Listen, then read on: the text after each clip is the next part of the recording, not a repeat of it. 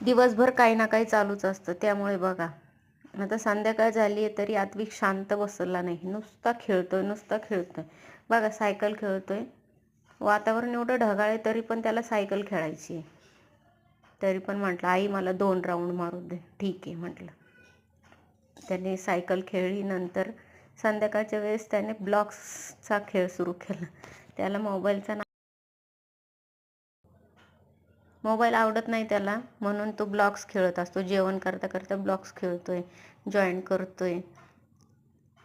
जेवण झाल्यावरती थोडंसं खेळला. नंतर त्याच्या बाबांनी त्याला आईस्क्रीम आणली, कुल्फी आणली.